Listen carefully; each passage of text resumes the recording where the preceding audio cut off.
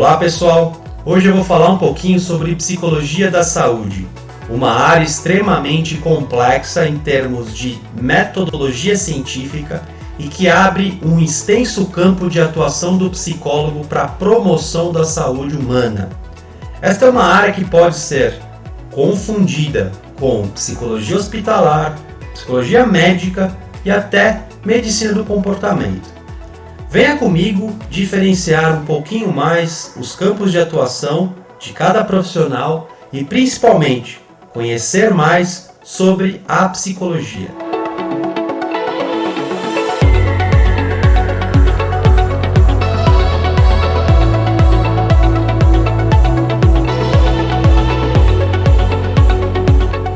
Esse é o Psicologia na Veia e para falar sobre psicologia da saúde, eu elenquei 3 pontos-chave.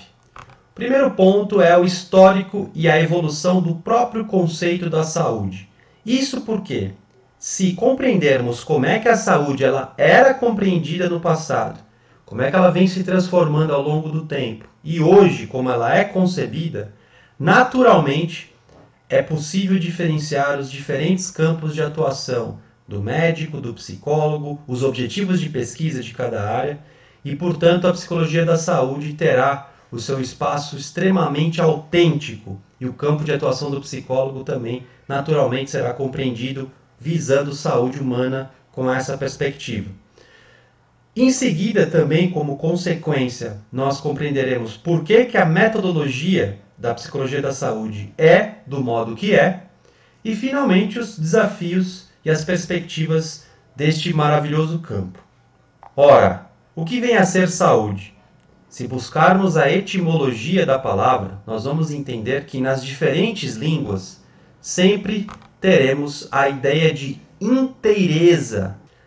Inicialmente, você pode pensar que saúde, então, é uma coisa inteira, total.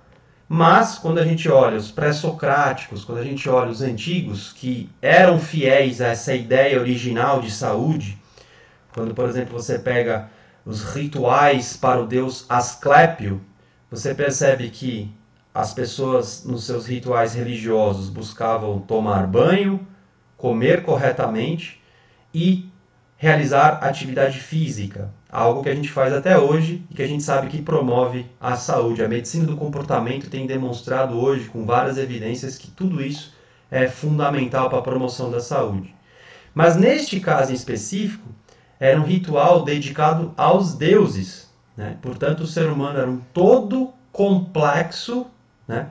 Um todo feito de complexos, várias instâncias, várias facetas, e a ideia era encontrar uma harmonia entre as diferentes facetas. Então, a integridade, ou o aspecto holístico, a totalidade, é uma forma harmônica entre as diferentes partes de um todo, né? O próprio filósofo Galeno, que era um grego, mas que estava em Roma, ele falava sobre o excesso de humor, né? E esse excesso de humor causava doença. Então veja, não era uma visão puramente biomédica, né? Do modelo biomédico, em que você tem a primazia do corpo e dos tecidos como explicando todos os tipos de doença. Aqui não, aqui você tem também o aspecto psicológico, inclusive o aspecto espiritual, várias instâncias que devem estar em harmonia.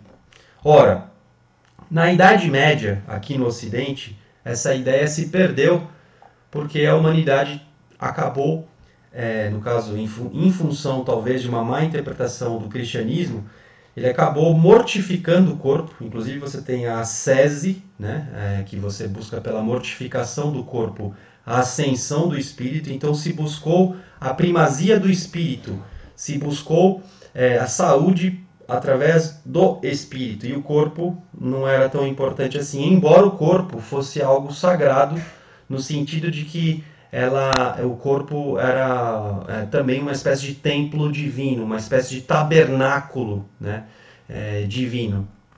Ora, a Idade Média é conhecida pela Idade das Trevas também. E para contrapor esse conceito das trevas, vem o Iluminismo, né, na Renascença. Aí a gente começa com o pensamento cartesiano, que propõe um dualismo mente e corpo. René Descartes propõe esse dualismo de tal modo que, embora exista, então, algo espiritual, um mundo espiritual, existe também o mundo material, né? Dualismo, dois mundos. E esse mundo material não necessariamente tem relação com o mundo espiritual. Portanto, essa ideia de sacralidade, de tabernáculo do corpo, se perde, e isso abre um campo enorme para que o corpo pudesse ser investigado. Então, o pensamento cartesiano, quando separa espírito de matéria, a sacralidade, né, do corpo é deixada para trás, então pode-se tranquilamente investigar, né, experimentar, mexer nos corpos, tanto dos animais quanto dos homens. Só que aqui tem um outro problema. O pensamento cartesiano do René Descartes, penso logo existo, né, que vem através de pôr em dúvida todas as coisas, e a única coisa que resiste à dúvida é a própria dúvida, e a dúvida é produzida pelo pensamento, portanto o pensamento é a única coisa que resiste à dúvida, logo, porque é o gerador da dúvida, logo o pensamento é a única coisa que existe, penso, logo existo. Todo o restante pode ser uma ilusão, ou deverá ser colocado em prova pela mente. Se a mente faz parte do espírito, todo o restante faz parte da matéria, e a matéria também contempla o corpo. Logo, houve um distanciamento da mente e do corpo. Então, aquela ideia holística da etimologia da palavra saúde também se perdeu, né? Houve uma cisão aí da relação mente e corpo. Então, por um lado, isso foi muito interessante, porque se avançou demais, né, na pesquisa do corpo, mas a psique humana, os aspectos emocionais e outras instâncias, como os gregos, por exemplo, consideravam, elas foram deixadas de lado. Nesse mesmo sentido, ao longo do tempo, apareceu o Darwin, né, com a teoria da evolução, mostrando que os corpos humanos possuem uma extrema aproximação dos corpos dos animais. O William James, que é considerado aí um dos maiores psicólogos, né, que já existiu por alguns autores, ele nos Estados Unidos também deixa de lado o aspecto mental essencial e filosófico sobre a mente e foca apenas nos processos mentais, quase que foca só no cérebro humano, né? O Pavlov, seguindo a ideia darwinista, consegue mostrar o condicionamento clássico, né, em cachorros, por exemplo, e o quanto que esse condicionamento clássico é aplicado também aos seres humanos. Hoje, em neurociência, a gente tem um negócio chamado efeito Kindling, né? Depois vocês vão pesquisar sobre o efeito Kindling, que está muito relacionado ao condicionamento clássico pavloviano. E o próprio Freud, ele, quando vai falar da mente humana e das emoções humanas, ele chega em um determinado momento que ele não consegue associar mais com o corpo. Então ele tem que focar uma teoria totalmente desconectada do corpo, né? Mostrando aqui essa cisão plena entre saúde corporal e mente, como se fosse uma coisa assim, uma fumacinha imaterial que temos aqui na nossa superior, aqui, né? Sei lá onde está essa fumacinha aí. Tanto que algumas pessoas nem consideravam que a mente existia, né? Porque se ela não é material, eles negam a ideia do dualismo, de tal modo que haveria apenas um monismo, né? Lógico, um monismo materialista, porque o Spinoza, como eu acabei não citando, mas no slide anterior, se vocês perceberam, o Spinoza, um filósofo holandês, ele tentou fazer um contraponto com o Descartes sobre o dualismo, porque a questão, o dilema que surgiu do dualismo cartesiano foi o seguinte: se a mente ela não existe, como é que pode a mente influenciar o corpo e vice-versa, né? Ou se a mente está em outro mundo, né? Aí o Spinoza propõe um monismo em que a mente e o espírito, inclusive ele fala de Deus, na verdade eles são feitos da mesma substância. Então há um monismo, e por ser um monismo, uma coisa pode influenciar a outra Porém, a ideia da sacralidade do corpo, aquela coisa toda que na Idade Média existia, você descarta do mesmo modo. Então, para fechar essa primeira parte aqui, o que eu estou querendo dizer para vocês? A ideia original da palavra saúde, que implica num holismo, numa coisa holística, total, né? Ela se perdeu. Ela se perdeu já na Idade Média, com foco apenas no espírito e na negação do corpo. E na Idade Moderna, principalmente com o pensamento cartesiano, em que houve a primazia do corpo e o espírito, a mente, foi deixada para trás. Né? Isso tudo era bobagem do ponto de vista científico. Então há o modelo biomédico. Aqui surge o modelo biomédico, em que você tem a primazia do físico. Eu já vi recentemente, num jantar, um médico, por exemplo, dizendo assim: quando já se viu dizer que colesterol é causado por emoções e por estresse? Se o corpo é físico, o colesterol só pode ser causado por causas físicas. Né? Então ainda existe muito médico que considera a primazia do físico. É óbvio que existe a contrapartida, né, que são pessoas que consideram também só aspectos psicológicos, só o psicossomático, só aspectos, sei lá, do além, né, para explicar as doenças. Isso também é nocivo, né? Então, todos os extremos, nesse caso, não são bons. Então, a gente começa aqui a era das especialidades isoladas, né? Então, você vai no médico gastrointestinal, ele não sabe praticamente nada sobre nefrologia, né? Embora seja médico, tem uma pequena noção, mas ele vai focar em tratar o estômago como se fosse algo separado do corpo, né? O neurologista também trata do cérebro, esquece outras coisas.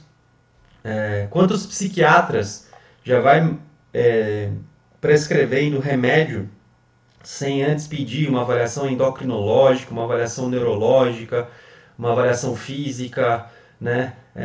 E, portanto, se você focar apenas na sua especialidade, você pode esquecer a questão holística. Vocês percebem que o termo saúde holística ou medicina holística é uma redundância, porque o termo original saúde já contempla o que é holístico. Mas faz sentido você ter essa redundância ou essa tautologia, né? Porque, ora, a especialidade e a primazia do físico foi tão forte desde a modernidade que você tem que, às vezes, ser redundante, né? Falar a mesma coisa duas vezes para poder ter algum sentido e retomar a origem das coisas. Bom, o que aconteceu em paralelo a muitas descobertas do modelo biomédico puro, mas fazendo uma dialética, né? Fazendo um contraponto, o que aconteceu ao longo do tempo? Em 1912, foi descoberto, né, o efeito placebo. Né? O efeito placebo já existia, mas ele não tinha sido formalizado. Né? Então, o Franz, em 1912, reporta pela primeira vez que existe um elemento psicológico que influi nas medicações. Né? Aí, daqui você deriva para os ensaios clínicos, que são ensaio clínico randomizado, uma forma metodológica de você fazer pesquisa. Por que você tem hoje ensaios cegos ou ensaios duplo cegos, né? Justamente para você evitar a influência aí, do placebo, né? Ou também existe o efeito nocebo, né? Depois vocês vão pesquisar a diferença de placebo e nocebo. Na década de 30 e também na década de 60, alguns cardiologistas começaram a demonstrar que um determinado perfil psicológico tinha mais predisposição para ataque cardíaco. Então percebam aqui, nós estamos começando a desenhar a própria psicologia médica aqui, que é um campo da medicina. Relação médico-paciente, o que o médico precisa saber de psicologia para facilitar o seu tratamento. Então, se o médico souber aspectos de personalidade e que determinadas características de personalidade, traços de personalidade, um determinado paciente tiver, isso vai influenciar e ele ter mais predisposição a ataque cardíaco. Então, veja, um cardiologista usando o conhecimento da psicologia para o tratamento dele, inclusive para a relação médico e paciente. Isso é psicologia médica, não é psicologia da saúde, não é psicologia hospitalar e também não é medicina do comportamento ainda. O estudo de baixo, aqui, do Cannon, 1942, também dá uma bela de uma informação sobre psicologia médica, né? Mas, obviamente, que essas informações são utilizadas também pela medicina do comportamento e pela medicina hospitalar e psicologia hospitalar e psicologia da saúde. O que ele achou? O estudo do Cannon demonstrou que o estresse aumentava nível de açúcar no sangue, adrenalina, ritmo cardíaco, pressão arterial e vascularização da musculatura estriada, né? Sistema nervoso voluntário. Óbvio, quando eu estou com estresse, eu preciso ter todos esses elementos, inclusive a musculatura voluntária mais vascularizada, porque, de certo modo, eu estou no modo luta e fuga, né? Fugir ou lutar. Então eu preciso ter o físico, preciso ter adrenalina, preciso ter ritmo cardíaco, preciso ter energia, sangue no açúcar, açúcar no sangue, para poder atuar, para poder fugir ou para poder lutar. Então, o que isso mostra em contrapartida ao modelo biomédico tradicional, né, que tem a primazia do físico? Pela primeira vez, você mostra o quanto eventos ambientais, pela primeira vez considerando o modelo cartesiano, obviamente, porque se você mostrasse isso para um grego lá atrás, ele ia rir da sua cara, óbvio, né? Mas como a gente perdeu, né, na Renascença, o pessoal chama de iluminismo, mas às vezes eu acho que é um obscurantismo forte, na verdade, o que aconteceu. Mas tudo bem, vamos em frente. O que aconteceu aqui é que, pela primeira vez, né, se mostrou que fatores emocionais e, portanto, ambientais, porque veja, por que uma pessoa está estressada? Talvez o ambiente dela seja estressante. Ao mesmo tempo, o que faz uma pessoa interpretar o ambiente como estressante é a sua psique, é a sua mente, são suas emoções. Então aqui, pela primeira vez, né, você começou a mostrar um organismo sendo influenciado pelo ambiente. Então aqui você mostra a questão social e ao mesmo tempo a questão psicológica, psicossocial, influenciando a biologia. Modelo biopsicossocial começa aqui dar, né, os seus primeiros vislumbres, né? Ao mesmo tempo, apareceram uns conceitos extremamente importantes, que é o conceito de homeostase e alostase, que nesse vídeo eu não vou falar, mas é bem importante vocês entenderem esse conceito, a relação com o eixo HPA, hipotálamo, pituitária e adrenal. As emoções e o estresse começaram a ter forte influência nos achados da endocrinologia e da imunologia, estresse oxidativo, né? A psicologia social começou a demonstrar que a experiência de dor, a percepção de dor muda conforme a cultura. Pode ver o estudo de Zola, 1966, papel social, personalidade e humor, no Pennebaker, em 1982. Isso mostra, né, que se o cara, dependendo do estado de humor, da personalidade, do papel social que o indivíduo tem, a percepção de dor muda. E também, ao longo do tempo, vários estudos começaram a demonstrar que as condições sociais e psicossociais, até condições econômicas, política, tudo isso determina também a saúde. A epidemiologia e a saúde pública demonstrou, isso pela medicina, o quanto que o comportamento determina a saúde do ser humano. Aqui a medicina do comportamento ganha força. Por quê? Se você tem comportamento de higiene, então a medicina estuda o comportamento, né? Você não vai mais ter doenças, vai diminuir a quantidade de infecção, né, por bactéria, por vírus, sei lá. Ao mesmo tempo, se você se comporta com dietas boas, com atividade física, enfim, higiene não só física de termos de saúde, mas higiene mental, higiene corporal, higiene de bons hábitos, através dos bons hábitos, isso promove saúde. Então aqui nós estamos falando da medicina do comportamento. Então como que o comportamento melhora, por exemplo, risco para infarto, né? Diminui risco de infarto. Como que, se eu tiver uma boa dieta, boa atividade física, eu vou mudar a flora intestinal, vou melhorar os meus hormônios e, portanto, eu vou ter uma saúde mental melhor. Então, o psiquiatra, através da medicina do comportamento, prescreve para o paciente comportamentos e hábitos para que ele tenha melhor saúde mental, melhor saúde física. Então, isso é medicina do comportamento. Então, eu já falei sobre psicologia médica, anteriormente, e medicina do comportamento. Mas você percebe o quanto que existe uma intersecção entre esses achados. Porque achados da medicina do comportamento são fundamentais para a psicologia médica. Aspectos psicológicos, em termos inclusive comportamentais, porque o comportamento também está dentro da psicologia, que o médico precisa saber para tratar o paciente dele, para melhorar a adesão, para melhorar a eficácia do tratamento. Né? Mas percebam então que nós estamos falando de elementos para além da primazia do físico. Nós estamos falando de elementos que vai além do modelo tradicional biomédico. Portanto, surge, em 1948, o modelo biopsicossocial, né? E aí tudo passa a mudar. Embora, mais para frente eu vou fazer um vídeo sobre críticas a esse modelo. Mas aqui, então, surge o modelo que hoje é o que determina a concepção de saúde, né? E o que é o modelo biopsicossocial? Vejamos.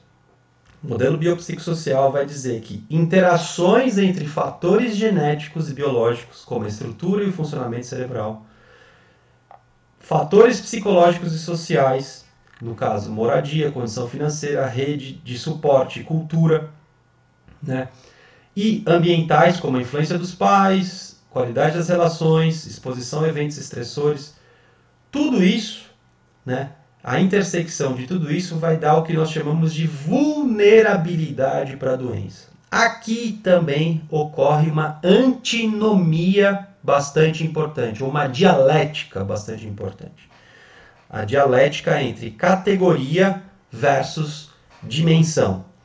Então, antigamente você pensava assim, tenho ou não tenho doença? Categoria, sim ou não?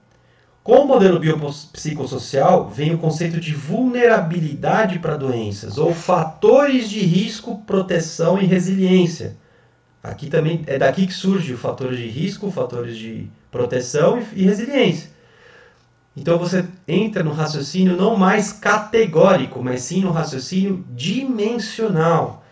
O que é a dimensão? Você coloca todos os fatores de saúde e de doença para todos os seres humanos. Então você democratiza, vai democratizar todos os a saúde e a doença. O que é a dimensão? Do extremamente saudável para o extremamente doente. Então nós estamos falando de qualidade e intensidade.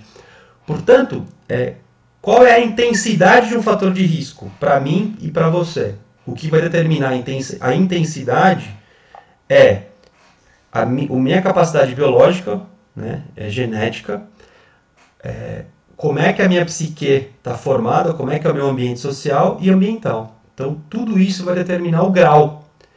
Então, não se fala mais se uma pessoa é 100% saudável ou 100% doente categoricamente. Se fala o grau de risco, o grau de proteção, o grau de resiliência.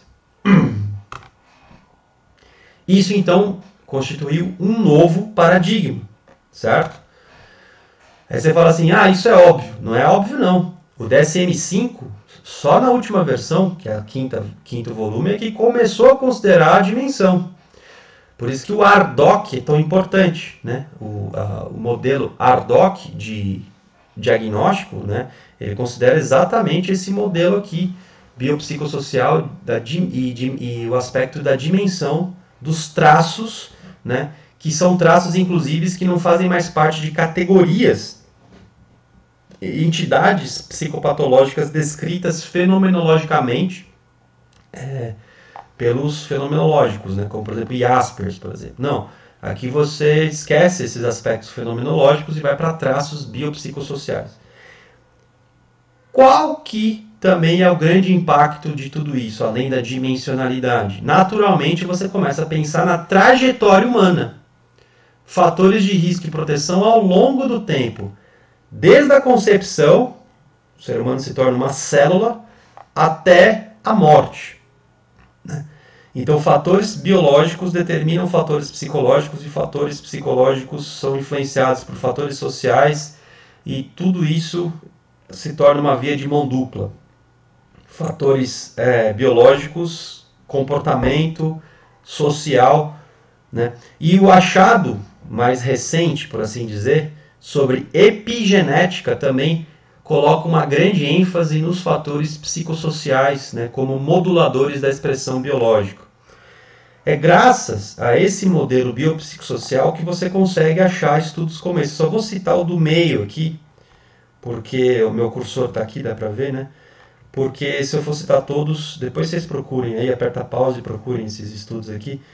Mas ó, a coorte feita pelo CASP, ele mostra o quanto que crianças com uma determinada mutação genética para o transportador de serotonina, né, se a criança já tinha isso e ao mesmo tempo ela estava exposta a fatores psicossociais estressantes, na vida adulta ela tinha mais chance de ter depressão e suicídio. O quanto que crianças que tinham o mesmo ambiente psicossocial, portanto extremamente estressante, mas não tinha essa mutação genética, elas apresentavam traços de depressão, mas não o suficiente para atingir o ponto de corte para ter, por exemplo, depressão e suicídio. Depressão de verdade. Tinha traços de depressão, mas não diagnóstico necessariamente. Percebe, então, a questão da dimensionalidade, né, dentro do modelo biopsicossocial. E aqui, então, você coloca todo o desenvolvimento humano em jogo, né? E aqui nós já estamos respondendo uma pergunta que eu fiz no início, que é: por que a metodologia da psicologia da saúde é tão complexa? Porque nós estamos colocando o desenvolvimento em jogo aqui. Vamos lá. Então, qual que é o conceito atual de saúde? Primeiro, a gente retoma a ideia de holístico, porque nós estamos considerando aspecto biológico, aspecto psicológico e aspecto social, ambiental, certo? Então, a ideia de holístico do passado retorna, mas obviamente retorna com todo o aprofundamento específico que o pensamento cartesiano nos ofereceu e ainda continua oferecendo. Então, não há mais uma categoria de doença e nem de cura, mas sim uma compreensão de que a saúde é um processo dinâmico, contínuo e eterno enquanto a vida durar, né? E, em outras palavras, não é porque eu estou saudável hoje que daqui 10 anos eu continuarei saudável, né? E vice-versa.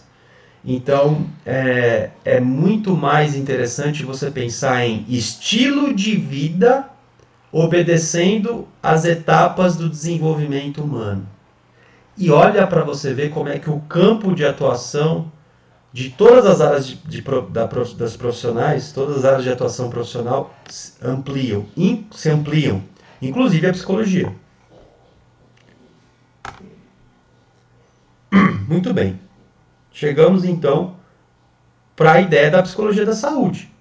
Até então eu falei mais de psicologia médica e um pouquinho de medicina do comportamento. E a psicologia da saúde, onde é que está em tudo isso? Né? Como é que ela se diferencia de tudo isso?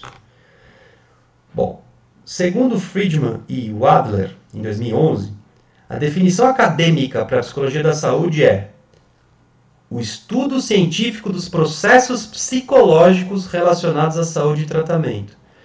Como é que isso diferencia da psicologia médica? Muito bem, o médico vai usar os conhecimentos psicológicos para atuação médica. O psicólogo vai estudar os processos psicológicos para atuação do psicólogo e, mais do que isso, para atuação na educação, para atuação no social, para atuação para políticas públicas, para atuação geral, né?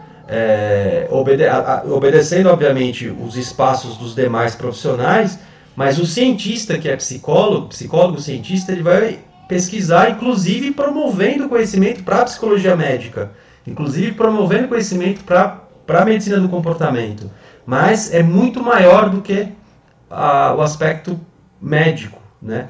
Ele vai para a psicologia social, ele vai para a psicologia, vai para a biologia, vai para o biomédico, vai para a psicologia educacional, vai embora, né?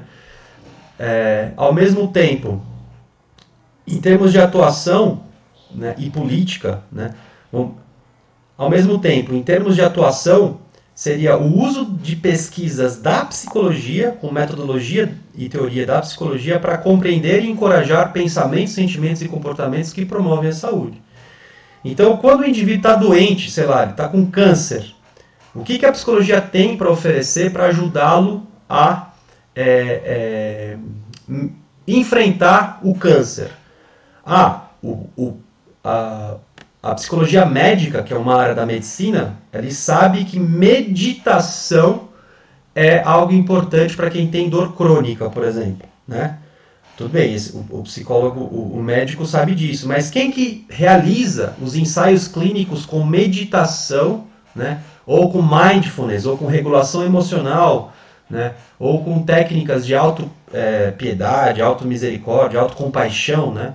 E quem faz isso é o psicólogo, né? Então é óbvio que esses dados são produzidos por psicólogos, mas que é utilizado pela medicina do comportamento, que é utilizado pela psicologia médica e é utilizado, obviamente, pelo psicólogo hospitalar, que eu ainda não diferenciei.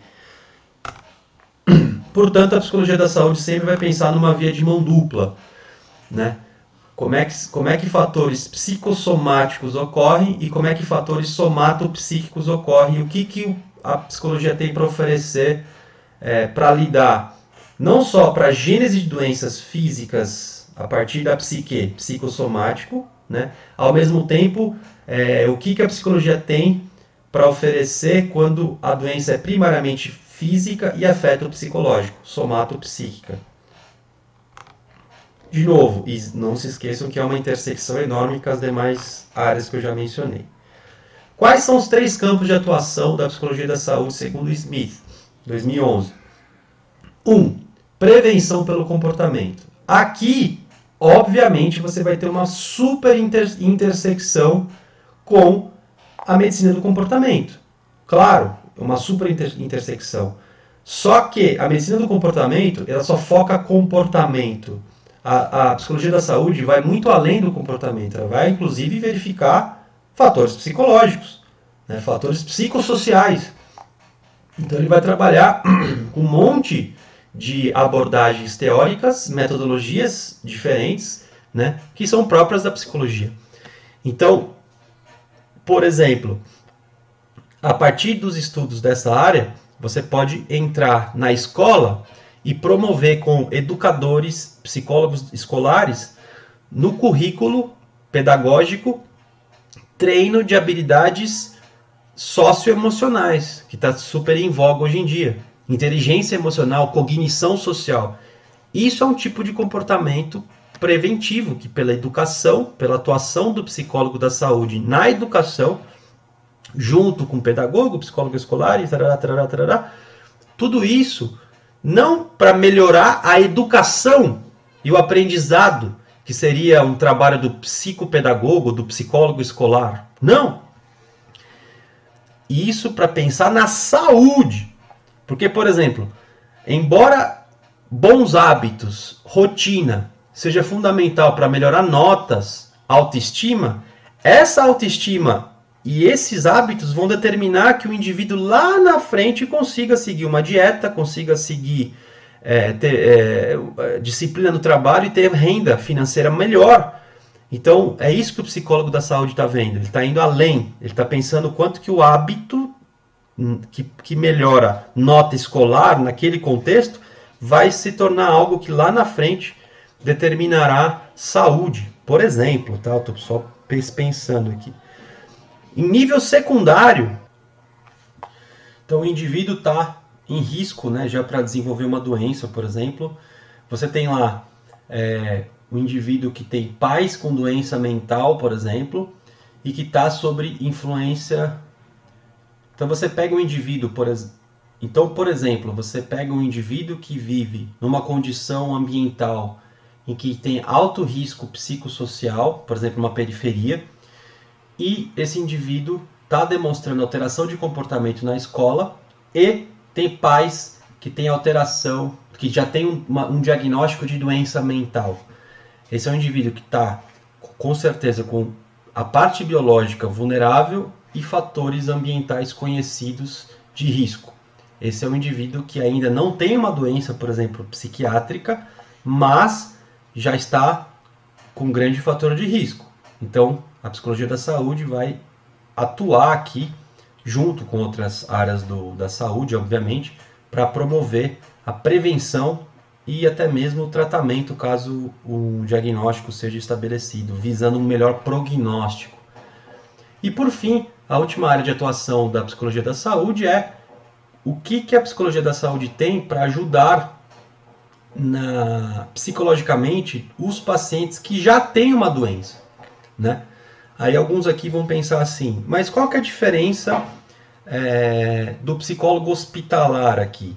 Olha, o psicólogo hospitalar obviamente vai ter uma intersecção enorme com a psicologia da saúde, com uma única diferença. O psicólogo da saúde, ele vai atuar inclusive em pesquisa para ampliar as técnicas e o conhecimento que a psicologia tem para ajudar o paciente a lidar com uma doença física, primariamente física, ou não necessariamente, pode ser inclusive primariamente psicológico.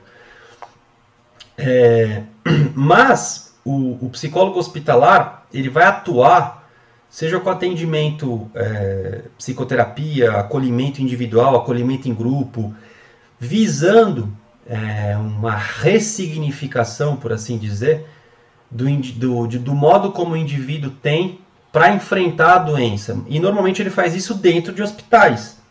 O psicólogo da saúde, ele vai fazer isso para além do contexto hospitalar. Ele vai pensar isso em todos os contextos. Ele vai pensar na psicologia como um todo. O psicólogo hospitalar vai fazer as mesmas coisas, porém no contexto hospitalar. E a psicologia da saúde é um campo de atuação metodológica de pesquisa mais complexa do que a psicologia hospitalar, né? Em termos de pesquisa também. Então esse também é um dos elementos que diferencia a psicologia da saúde do psicólogo hospitalar.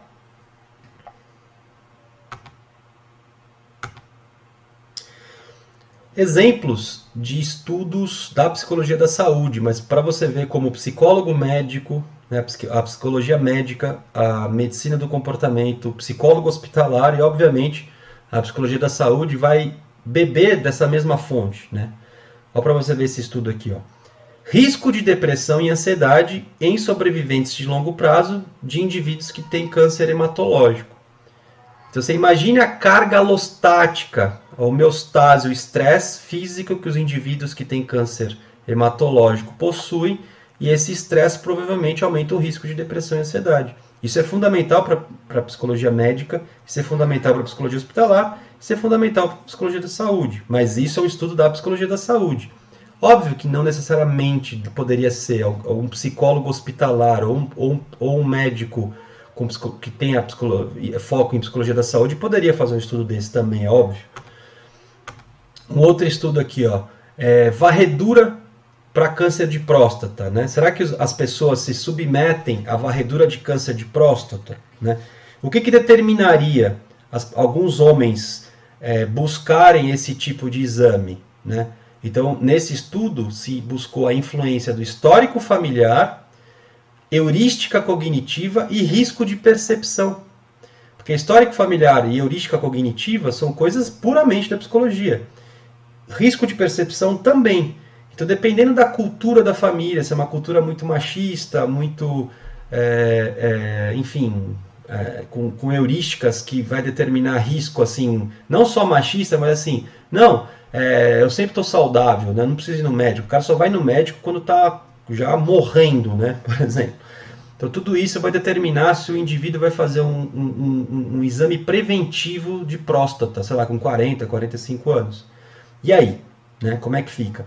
Então, olha só, esse é um belo de um exemplo de psicologia da saúde, porque aqui tem atuação no hospital, mas não necessariamente, isso aqui é conhecimento psicológico, determinando saúde, né? Determinando prevenção. E por fim, esse é um estudo que eu gosto muito, né? Será que a personalidade prediz saúde e bem-estar? Uma metassíntese, né? Então esse é o típico estudo da psicologia da saúde para ajudar na compreensão de bem-estar, por exemplo, e saúde. Bom, agora que eu defini o que é psicologia da saúde, diferenciei de psicologia médica, medicina comportamental e psicologia hospitalar, Quais são os principais desafios metodológicos? Primeiro, os psicólogos sociais, as teorias sociais e também a própria psicologia muito teórica, né, que tem ênfase mais teórica, elas deveriam, de algum modo, trabalhar para enriquecer metodologicamente as medidas dos seus construtos, né? É muito difícil, né, porque existe um preconceito enorme entre teóricos da psicologia e da psicologia social com a psicometria. Trata-se a psicometria como algo reducionista, porque de fato a psicometria é reducionista. De fato a psicometria ela comete talvez um problema que é insuperável, né, que é inerente à natureza da psicometria. Como é que algo inteligível pode ser mensurado no mundo sensível, se a gente pensar no dualismo platônico, né? O sensível, será que vai representar bem o inteligível? Né? Talvez a gente consiga entrar em relação com o inteligível com faculdades internas, né? Mas, se eu não conseguir mensurar, ainda que isso implique numa grande limitação do construto, eu não consigo fazer política pública, eu não consigo promover saúde, eu não consigo fazer as coisas. Então, é um mal necessário, por assim dizer, né? Então, há um problema enorme na tradução de medidas, dos construtos em medidas, né?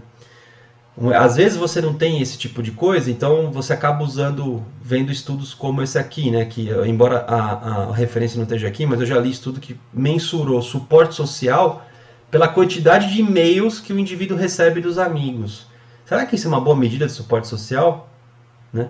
Então tem gente que recebe 200 e-mails por semana e se sente com baixo suporte social, porque a percepção de suporte é diferente dos dados objetivos de suporte. E ainda a gente poderia discutir se receber e-mail de amigos é um dado de suporte. Mas na falta de medidas, é o que tem. Então o cara tem que usar, né, para fazer relação com outras coisas. Então isso é um desafio enorme. Outra coisa é que a psicologia ela ainda é imatura. Eu tive o privilégio de fazer doutorado na Unifesp, na psicologia médica e na psiquiatria da Unifesp.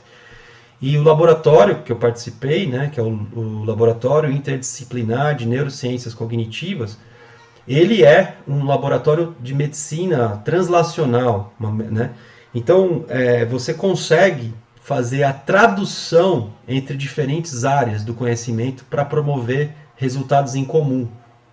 Então, por exemplo, esse aqui é um estudo que nós fizemos, isso foi em 2003, de um gene, né, que foi mensurado pelo pessoal da morfologia, da biologia da Unifesp, em consonância com a psiquiatria, né, falando em esquizofrenia, e a neuropsicologia, no qual eu era a pessoa que estava puxando a neuropsicologia. Então, essas três metodologias traduziram, né, as suas respectivas metodologias e acharam um resultado em comum. Esse outro estudo, que é desse ano, faz as mesmas coisas, só que ainda associando espessura cortical na esquizofrenia. Então, veja, é um desafio enorme para a formação do psicólogo, na graduação, você colocar esse paradigma de tradução metodológica de diferentes áreas e como que o psicólogo pode contribuir para as diferentes áreas e receber informação das demais áreas. Isso é um desafio enorme. Ao mesmo tempo, a psicologia hospitalar, a psicologia da saúde traz uma identidade que o psicólogo pode protagonizar fortemente na promoção da saúde, né? Mas, como eu disse, a graduação ainda foca muito no modelo tradicional, que é o modelo clínico psicológico, né? E, portanto, isso tudo dificulta a compreensão do psicólogo enquanto psicólogo da saúde e não só psicólogo clínico psicanalista, por exemplo, né, que tem uma relação de terapia individual ou em grupo, né. A padronização de protocolos da psicologia para aumentar a testagem de programas de intervenção, isso também é uma coisa que a gente está engatinhando aqui no Brasil, né. E, como eu disse, a aproximação contra as ciências visando inclusive verbas de pesquisa, né. Os desafios contemporâneos basicamente o que a gente chama de fenocópia, né? O professor Paulo Matos, da Universidade Federal do Rio de Janeiro, ele sempre traz um exemplo em suas palestras que diz assim, ó, só para dar um exemplo aqui. Ó. O Spotify mostra que 25% das músicas que as pessoas acessam no Spotify, elas são adiantadas, né? Elas são puladas antes dos 5 segundos. Então, 25% das músicas elas são acessadas e em 5 segundos elas são puladas. Outro dado, 50% dessas músicas elas são adiantadas antes da metade do tempo. Então 25% são puladas e 50% são adiantadas antes da metade. Talvez há 3 décadas atrás, esse era considerado um comportamento de impulsividade. Mas hoje em dia, com o advento das redes sociais, será que isso é uma impulsividade? Ou isso é uma cópia fenotípica, uma fenocópia, né? Então, esses são desafios contemporâneos. Provavelmente isso é uma fenocópia. Não é possível que tantas pessoas que pulam as músicas do Spotify têm, na verdade, os aspectos biológicos de espessura cortical, dopamina e comportamentos que fazem parte da entidade descrita, né?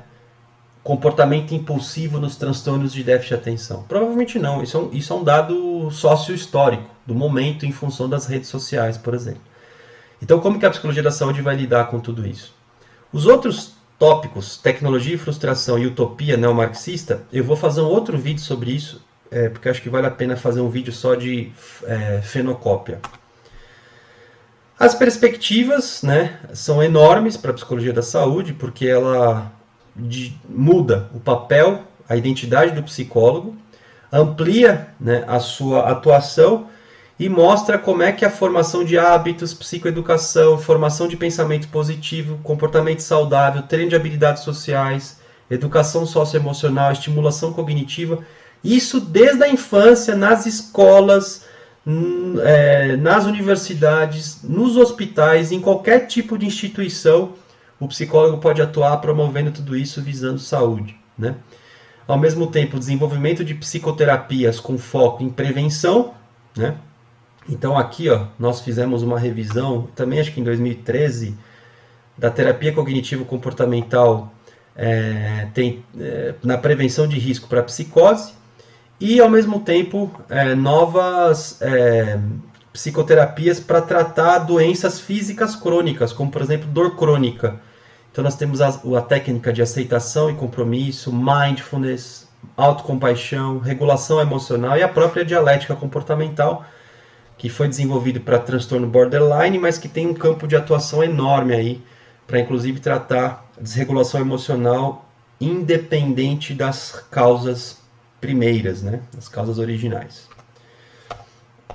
Então, para concluir, esse vídeo enorme aí, que deu mais de 50 minutos, mas é uma aula, né, na verdade. Então fica uma aula aí para vocês refletirem sobre psicologia da saúde daqui para frente, né? Então, a psicologia da saúde ela surgiu como uma demanda social e científica em função da evolução do conceito de saúde. Por isso que eu fiz no início toda a volta da etimologia, pré-socrático, Idade Média, Iluminismo e modelo biomédico e o surgimento do modelo biopsicossocial. Quando o modelo biopsicossocial surge com a ideia de dimensionalidade e com a ideia de trajetória de vida, naturalmente a psicologia da saúde também surge com suas metodologias para contribuir, junto com a psicologia médica, junto com a psicologia hospitalar, junto com a medicina do comportamento, cada um na sua, mas com vários pontos em conjunto, para a promoção da saúde do ser humano, né? Ela possui uma metodologia complexa de pesquisa, que envolve outras áreas do conhecimento, então o desafio é preparar o psicólogo para isso. Outro desafio é psicométrico, né, que tem a ver com pesquisa. E o último aspecto é ajudar o psicólogo a ter uma atuação mais efetiva e objetiva na prevenção e no tratamento de saúde das pessoas em qualquer tipo de instituição, seja educacional, seja de saúde, seja hospitalar, seja social, seja o que for. Até dentro de casa com os familiares. Bom, pessoal, esse foi mais um vídeo do Psicologia na Veia. Espero que a gente possa, em outro momento, estar juntos novamente. Estou mexendo aqui no programa aqui para ficar um pouco maior a minha imagem. Espero que a gente possa estar juntos novamente no outro vídeo, mais curto talvez, menos aula e talvez mais, vou chamar de não comercial porque eu não estou ganhando dinheiro com isso, mas que tenha mais aceitação, né? Porque pouca gente chega aqui aos 50 minutos, né? Assim como no Spotify o pessoal pula, poucas pessoas chegam aqui no final, nos seus grandes interessados mesmo pela área, tá certo? Então até um próximo vídeo do Psicologia na Veia com Arthur Berberian.